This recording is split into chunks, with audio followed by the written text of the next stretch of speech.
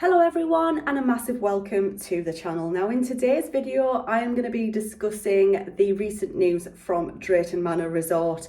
Now as many of us will probably already know, Drayton Manor in recent years has been moving away from being a thrill-seeking park and has been focusing heavily on being a park for families. And the recent news regarding the park's 1994 Intamin stand-up coaster SHOCKWAVE really does coincide with those family-orientated park plans. At the end of the 2023 season, SHOCKWAVE will close, and next season it will reopen as a sit-down coaster. SHOCKWAVE will no longer be a stand-up coaster, and I do understand where the park are coming from with this move, because obviously even when I went last year and I rode SHOCKWAVE and I visited the park for the first time, even back then over a year ago, I really did notice how odd SHOCKWAVE looked. It sort of hovers over the park. It looks a little bit out of place.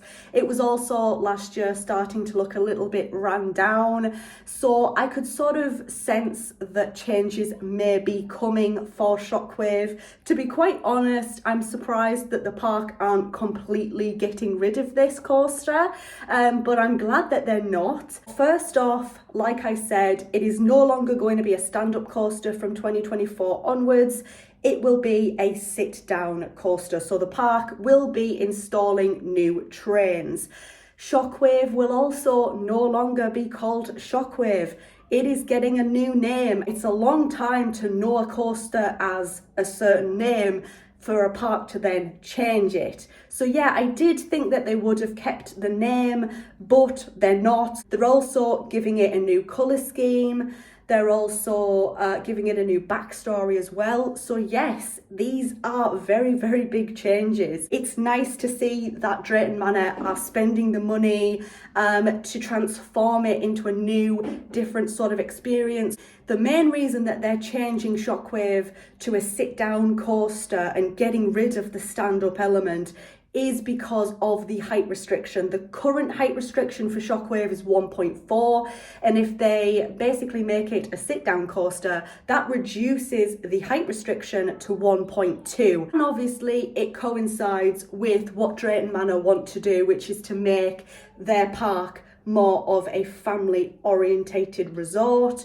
So I can completely understand that. However, I do think that it is quite a shame because, correct me if I'm wrong here, but I'm pretty sure SHOCKWAVE is the only Intamin stand-up coaster in the world. So it is a shame because I think we're going to lose a little bit of what makes the ride unique and special in a way, but I can completely understand where the park are coming from with this. I am very, very glad to hear that they will be giving some TLC to the ride, because my word, when I visited last year, it was in desperate need of some tender love and care.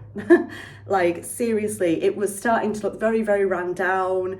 And so I am very, very happy that the park are giving it some love, a new paint job, new backstory. They're going to spruce things up a little bit, make it blend in better with the area of the park that the ride is located in, adding some extra bits of theming perhaps. So I'm looking forward to what they do to this coaster. But yeah, Drayton Manor are going through a lot of changes at the moment, and I'm very much looking forward to seeing what they do in the future, not just with SHOCKWAVE, but in general with the park. I think that the park has a lot of potential. New for 2024 is going to be a new ride at the park as well. So they're kind of reimagining SHOCKWAVE, and they're also opening a brand new coaster at the park for 2024, so I'm very excited for that as well. So definitely Drayton Manor next year is going to be a park that I'm going to be kind of keeping my eyes on, and I'm going to definitely try to make sure that I get a trip to Drayton Manor in at some point next year, just to see the new coaster and the new SHOCKWAVE. So what do you think of this news? Let me know in the comment section down below. Thank you so much for watching this video. If you enjoyed it, leave it a thumbs up. If you're new here, click on that subscribe button. Thanks a lot once again for watching, and I hope to see you in my next video. Bye everyone.